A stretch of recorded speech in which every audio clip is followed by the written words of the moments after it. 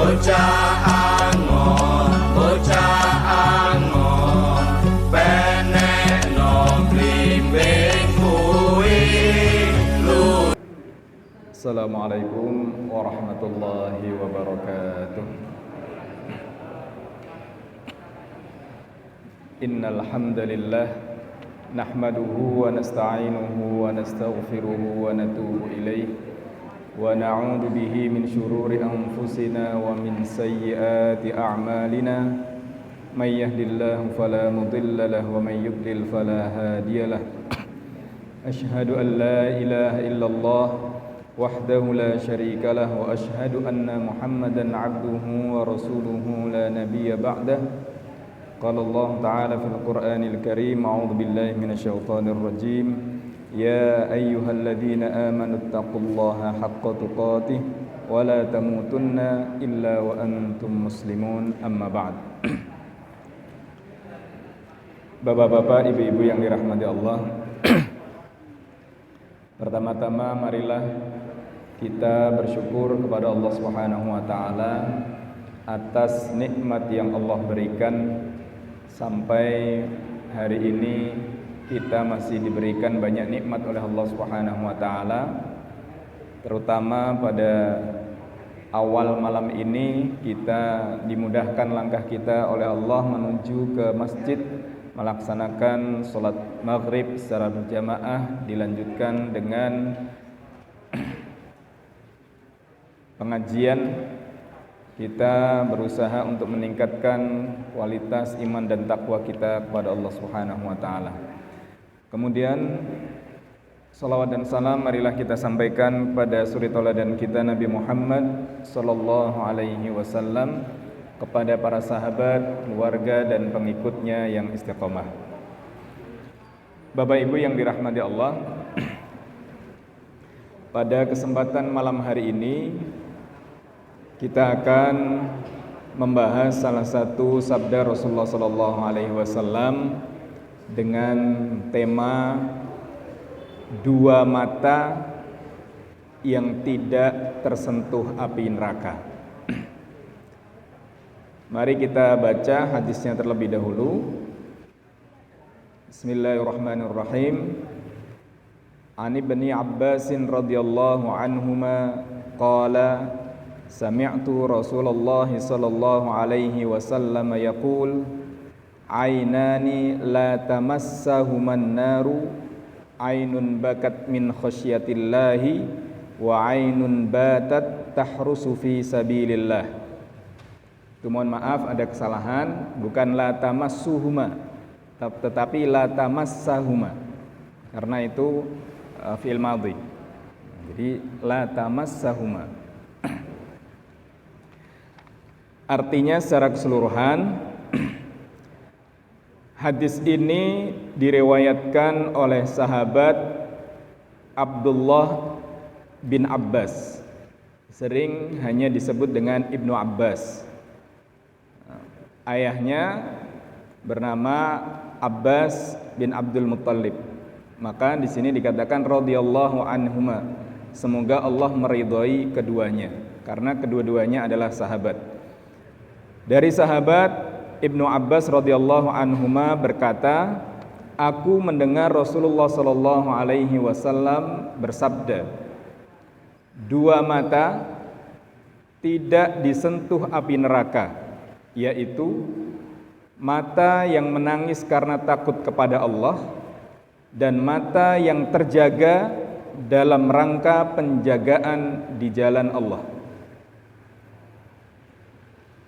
Hadis ini diriwayatkan oleh Imam At-Tirmidzi, hadis nomor 1563. Imam At-Tirmidzi mengatakan hadis ini adalah hadis hasan gharib.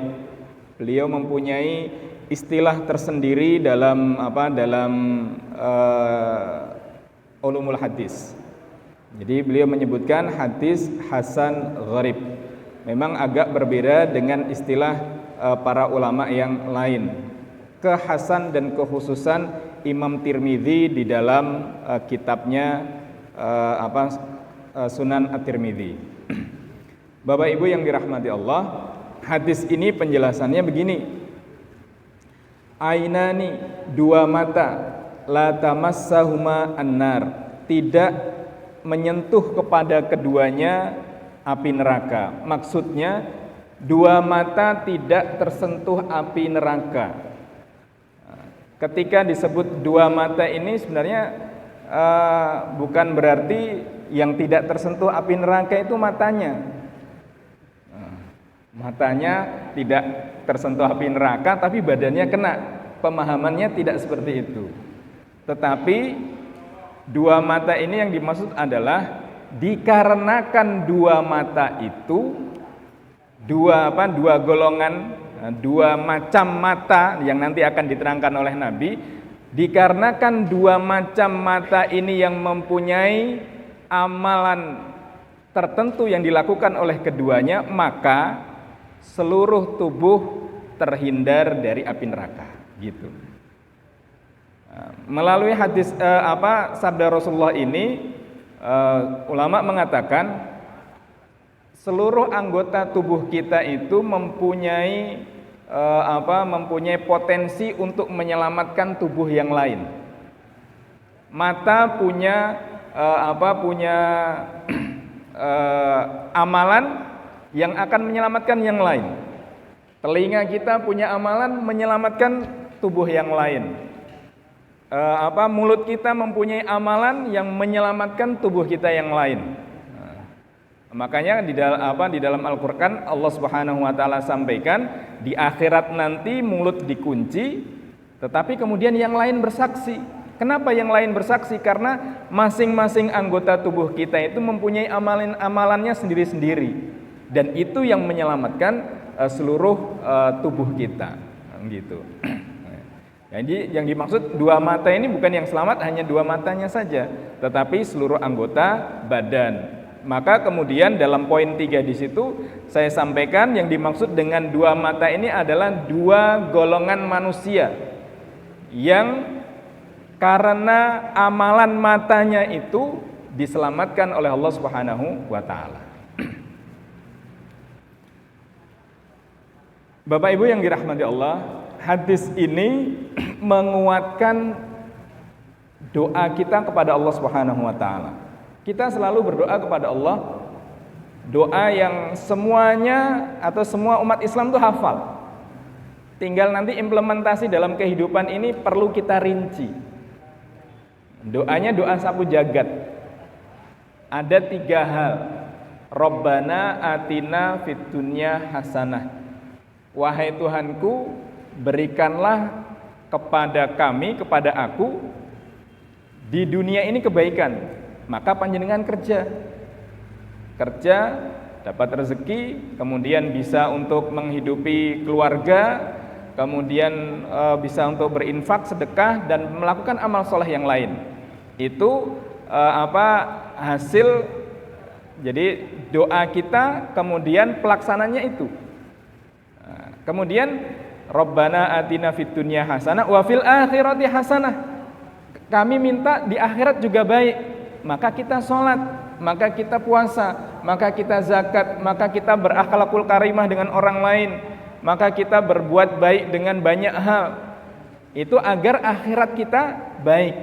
Maka doa kita yang kita panjatkan kepada Allah, rinciannya tadi ibadah-ibadah itu. Baru kemudian yang ketiga, waqina adzabannar, jauhkanlah kami dari api neraka. Bagaimana kita menjauhkan dari api neraka? Menjauhi perbuatan buruk. Kemudian beberapa hal yang lalu kan pembahasan kita kan banyak itu, tidak boleh mencela orang lain, tidak boleh meratapi mayat. Kan itu bagian dari agar kita tidak tersentuh api neraka. Kalau poin yang kedua kita masuk surga udah jelas. Siapa yang mengatakan atau di dalam hatinya ada sedikit kalimat tauhid, keyakinan keesaan Allah, dia akan masuk surga. Nah, tinggal kita masuk surga itu maunya langsung atau waqina adzabannar. Kan gitu. Ada yang langsung, ada yang mampir. Nah, tinggal kita mau yang mana, mau yang langsung atau yang mampir, kan begitu.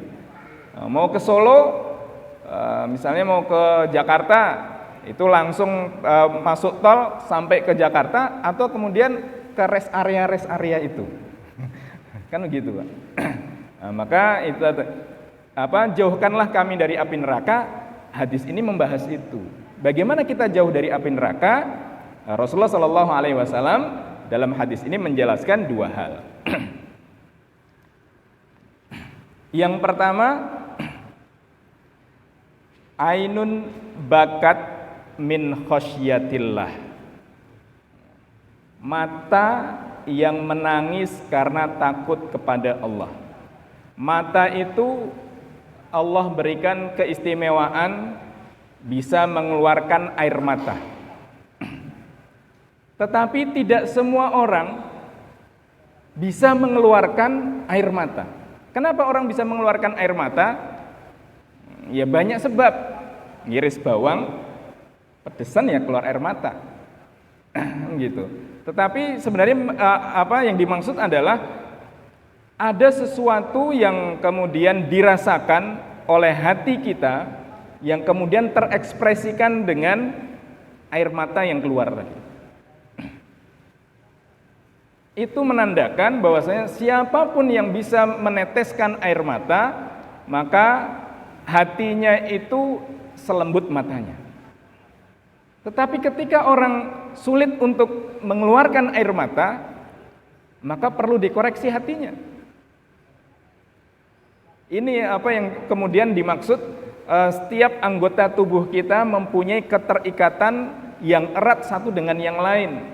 Sampai-sampai Rasulullah SAW menggambarkan persaudaraan umat Islam itu seperti satu tubuh. Ketika satu sakit, yang merasakan yang lain. Bukan kemudian tangan sakit, kemudian mulut diam. Tangan kecepit, yang teriak kan mulutnya. Enggak, tangan kecepit malah disyukur kan enggak. Salah dewe kan enggak gitu, tapi tetap aduh gitu. Maka di sini Rasulullah SAW sampaikan, mata yang mampu mengeluarkan air mata karena takut kepada Allah. Mohon maaf, kita kena musibah, sedih, keluar air mata. Kita menghadapi mendapatkan berita yang menyenangkan misalnya, itu juga bisa mengeluarkan air mata. Kenapa air mata itu keluar? Karena yang tersentuh hatinya. Nah, maka kemudian dalam hal ini mata yang mengeluarkan air mata itu adalah mata yang mampu melihat sesuatu yang kemudian masuk ke dalam hatinya, diekspresikan kembali melalui air matanya. Maka tadi di awal saya sampaikan, amalan mata inilah yang kemudian menyelamatkan anggota tubuh lainnya dari api neraka. Amalannya apa? Pertama, dari mata kita bisa membaca Al-Quran. Bapak Ibu yang dirahmati Allah, Rasulullah SAW juga menyampaikan, kalau di antara adab membaca Al-Quran itu menangis. Maka ketika membaca Al-Quran itu diusahakan keluar suaranya, bukan nggak ada suaranya, tapi keluarkan suaranya, maka nanti akan sampai ke hati dan akan bisa mempengaruhi kejiwaan kita. Maka kenapa disyaratkan seorang imam itu baik bacaannya gitu. Mohon maaf, kenapa seorang imam itu baik bacaannya? Bukan usianya. Kalau di antara di masjid itu bacaannya yang baik beberapa orang, baru yang dipilih yang usianya. Usianya sama, dipilih keilmuannya. Tetapi yang paling utama adalah bacaannya. Kenapa? Dengan bacaan itu akan mempengaruhi orang-orang yang ada di belakangnya yang sebagai makmum. Nah, maka membaca Al-Quran, jika engkau tidak bisa menangis, maka berusahalah untuk menangis. Kalau masih belum bisa juga, berusaha untuk mengerti atau memahami maknanya. oh ternyata maknanya seperti ini, maka kemudian kita menjadi atau bisa menangis. Maka kita melihat para imam kemudian membaca Al-Quran bisa menangis, kenapa? Karena tersentuh. Nah, mungkin alasan kita seringkali mereka paham, kita kan nggak paham. Bapak Ibu yang dirahmati Allah, salah satu mukjizat Al-Quran itu adalah orang yang mendengarnya itu walaupun dia tidak paham bisa tersentuh hatinya. Bisa tersentuh hatinya. Salah satu syaratnya tadi baca Al-Quran dengan bersuara. Maka kemarin Nun Sewu rame kan ketika naik-naiknya Covid itu, salah satu yang dianjurkan kalau memang bisa membaca Al-Quran dengan bersuara. Meskipun sebagian yang terkena hanya untuk membaca Al-Quran itu juga katanya sulit karena saking sesek dia seperti itu. Ini membaca Al-Quran, maka mata ini akan menyelamatkan kita. Kan di dalam di dalam hadis tentang puasa itu kan Rasulullah juga sampaikan bahwasanya Al-Quran itu akan memberi syafaat kepada orang yang membacanya. Kenapa? Karena dia baca Quran itu di malam hari. Nah, ini korelasinya ke sana. Kenapa kemudian mata ini bisa menyelamatkan? Mata bisa membaca, kemudian mata bisa melihat banyak peristiwa. Begitu melihat peristiwa sesuatu yang luar biasa, keluar dari mulutnya subhanallah. Sesuatu yang kemudian menggetarkan hatinya innalillah, dari mata. Kadang-kadang kemudian melihat sesuatu kita bisa menangis. Menyaksikan sesuatu kemudian kita bisa menangis. Karena apa? Karena takut kepada Allah, takut pada kuasa Allah, takut menimpa diri kita, mengembalikan kita kepada Allah. Seperti itu. Tetapi ketika mata kita melihat hal-hal yang luar biasa yang Allah tampakkan kepada kita, kemudian kita tidak tersentuh apa-apa, mari kita mengoreksi diri kita. Kenapa dengan hati kita tidak tersentuh dengan hal-hal seperti itu? Mungkin ada yang bertanya, apa ada orang seperti itu? Ada, Bapak Ibu. Bahkan saya pernah mendapatkan pengakuan dari orang itu sendiri. Ketika berada di tempat tawaf, datang pertama kali melihat Ka'bah itu menangis, ada yang tidak menangis. Ka'bah ternyata ya cuma gini tok, sama kayak yang di Fatimah Zahra. Ada. Ketika baru mau pulang, baru kemudian merasakan, baru melihat ada getaran yang kemudian menjadikan dia mengeluarkan air mata. Nah, maka di sini Ibnul Qayyim menjelaskan dalam kitabnya, kapan saja mata kering dari tangisan karena takut kepada Allah, maka ketahuilah bahwa sebabnya adalah hati yang keras. Dan hati yang paling jauh dari Allah adalah hati yang keras membatu. Dapat berita sedih, diam saja. Dengar saudaranya kesusahan, tidak tergerak hatinya. Kemudian melihat tidak pernah melakukan introspeksi diri, yang dikira yang dilakukan semuanya adalah benar. Seperti itu. Maka sampai-sampai digambarkan oleh Allah di dalam Al-Quran, hati itu lebih keras daripada batu. Batu ditetesi air semakin lama dia akan tergerus. Tapi hati bisa lebih dari itu. Nah, ketika semua sudah menghitam, maka kebenaran sulit untuk masuk dalam diri manusia. Maka salah satu yang bisa melembutkan itu ya sesuatu yang keluar dari mulut kita, baca Al-Quran, baca kalimat la ilaha illallah, baca subhanallah. Nah, ketika zikir, kenapa zikir itu dianjurkan untuk bersuara? Subhanallah, subhanallah, subhanallah, seperti itu. Bapak Ibu yang dirahmati Allah, bahkan Rasulullah SAW mengajarkan doa kepada kita. Di sini saya tuliskan tidak saya tuliskan Arabnya. Allahumma inni a'udzubika min ilmin la yanfa' wa qalbin la yakhsha Kemudian wa min nafsin la tashba wa min du'ain la yustajabu laha. Dalam riwayat yang lain, wa min ainin la tadma. Ya Allah, aku berlindung kepadamu dari ilmu yang tidak bermanfaat. Kemudian dari hati yang tidak khusyuk, hati yang tidak bisa menerima kebenaran, tunduk dan taat kepadamu. Kemudian dari nafas jiwa manusia yang tidak pernah kenyang. Jadi cenderung jiwa manusia itu cenderung lapar. Dapat harta sebanyak apapun tetap kurang. Dapat jabatan setinggi apapun tetap ingin meraih yang lebih tinggi. Dan salah satu contoh nafas jiwa manusia itu tidak kenyang, untuk mendapatkan sesuatu yang lebih pasti menggunakan cara-cara yang tidak halal. Gitu. Karena apa?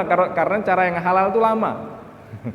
Lama nunggu jabatan sekian tahun lagi dapat uang sekian banyak, berapa tahun lagi ini ada kesempatan. Maka jiwa manusia seperti itu.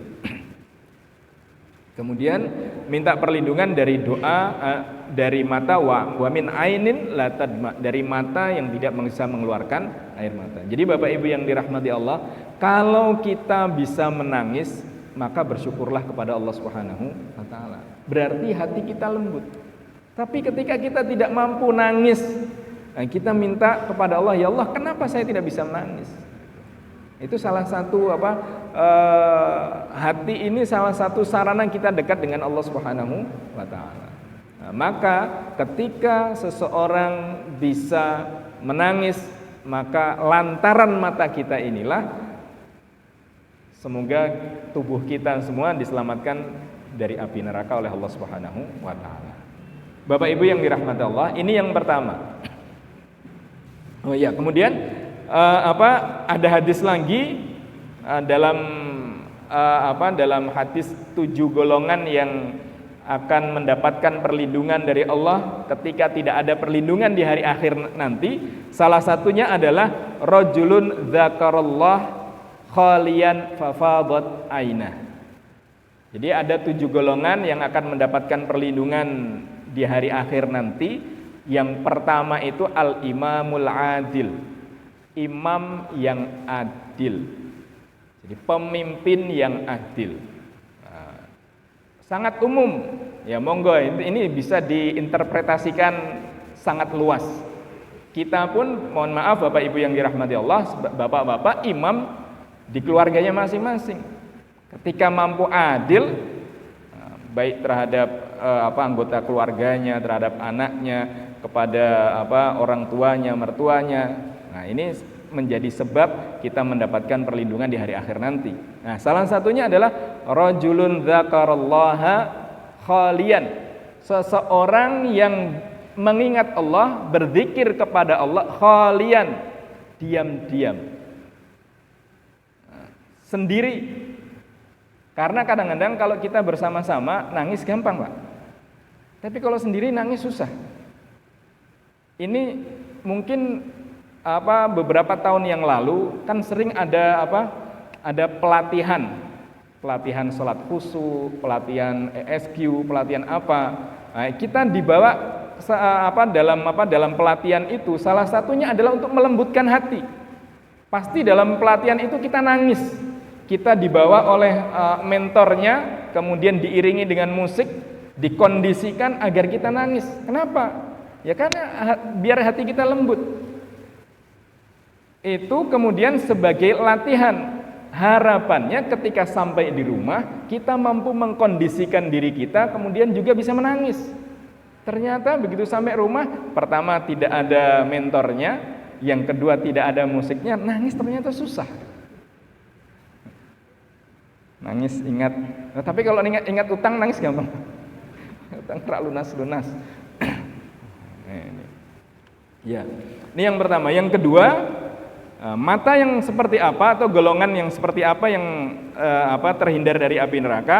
Ainun batat tahrusu fi sabilillah. Mata ini saya mengartikan agak sulit. Ainun batat.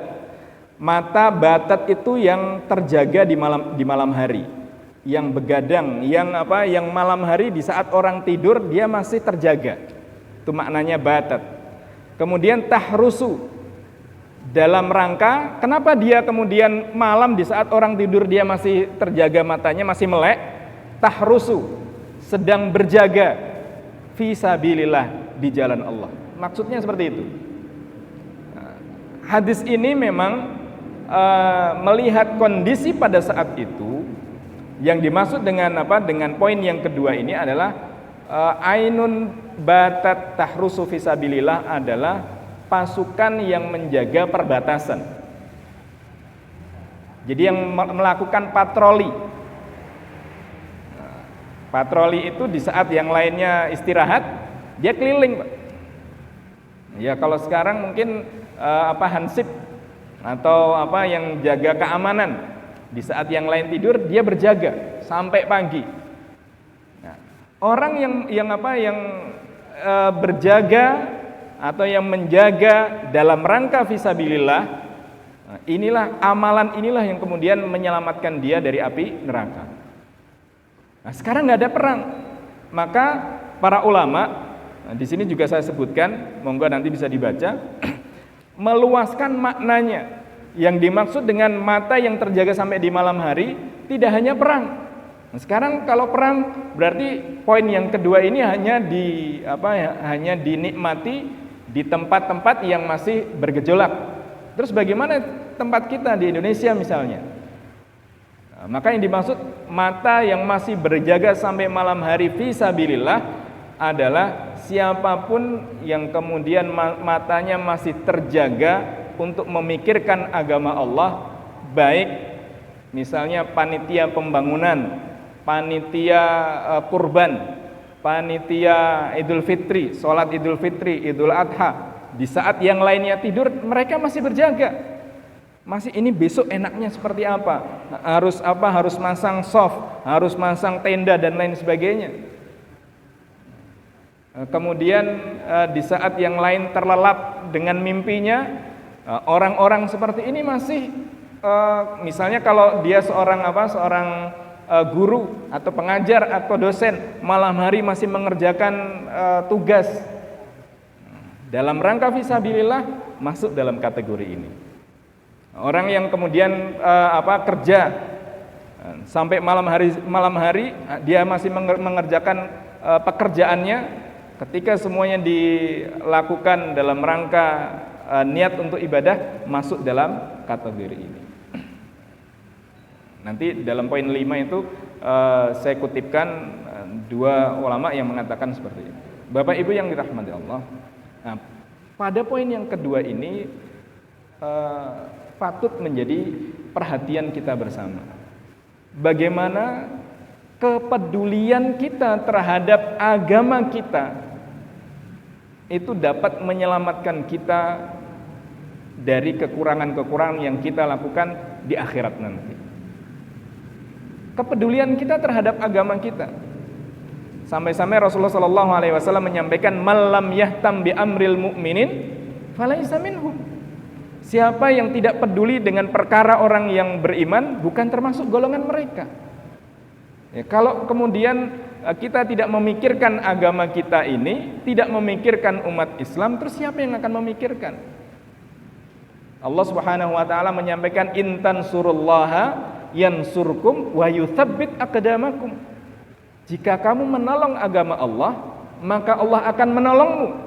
Menolong kita, menolong agama Allah, Allah akan menolong kita dalam semua aspek kehidupan kita. Menolong kita di keluarga kita, menolong kita terhadap anak-anak kita, menolong kita di masyarakat kita, menolong kita dalam jabatan kita. Dan tapi yang lebih penting lagi, wa yutsabbit aqdamakum. Yang memikirkan agama ini, maka Allah akan teguhkan pendiriannya. Maka Ibnu Taimiyah beliau menyampaikan bahwasanya salah satu sarana umat ini atau umat Islam itu teguh pendirian ya hanya dengan jihad fisabilillah. Kalau nggak ada jihad, pendiriannya nggak teguh. Begitu ada dikasih segepok itu, oh iya. Dikasih jabatan, oh iya. Lupa. Tapi dalam proses perjuangan itu peneguhan keyakinan, Masya Allah luar biasa. Bapak Ibu yang dirahmati Allah, dalam kondisi sekarang ini perlu kiranya kita semua dengan kapasitas, dengan kemampuan yang kita miliki, kalaupun kemudian tidak bisa apa-apa, maka hanya doa kita kepada Allah.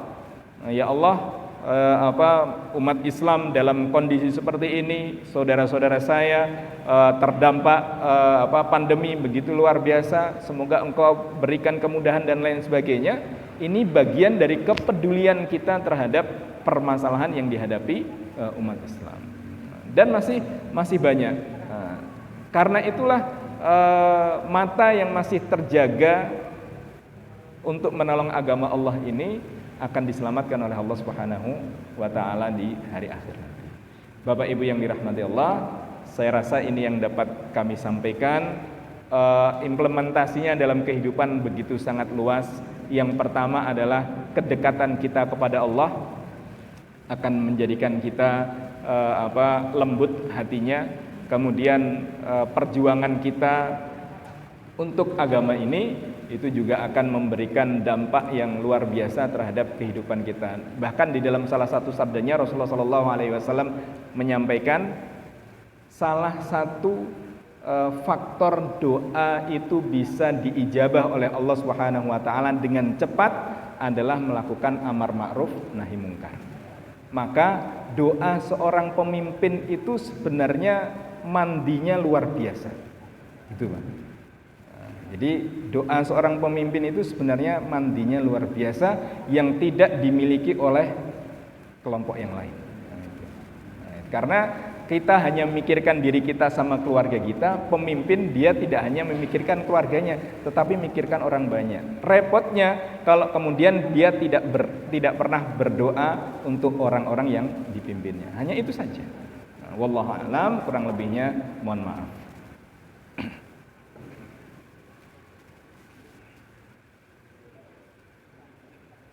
Kalau masih ada waktu, monggo, tidak harus bertanya, tambahan juga dipersilahkan.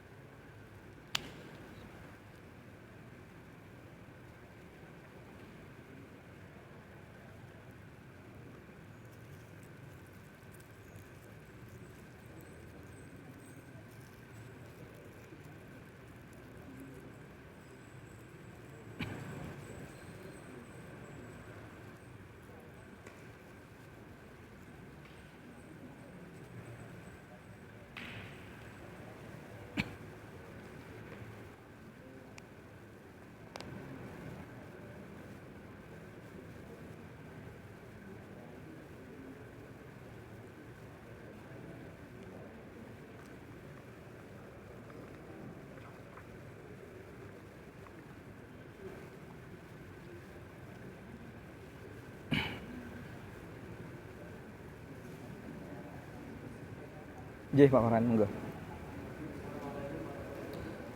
Assalamualaikum.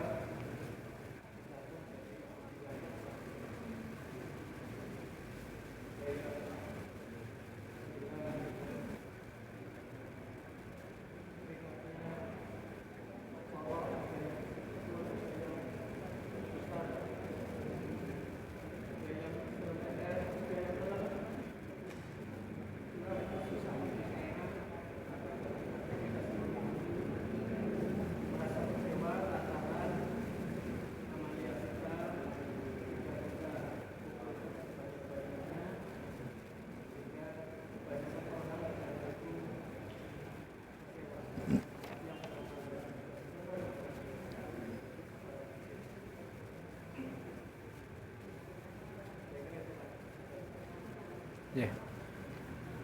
Nggih, monggo, Pak. Assalamualaikum.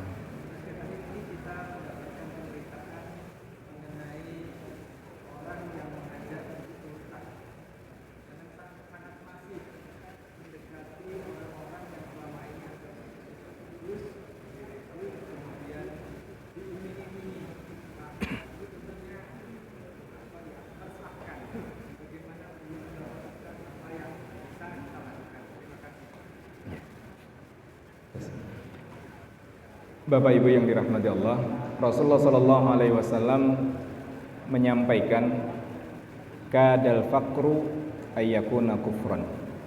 Hampir-hampir kefakiran itu membawa kepada kekufuran.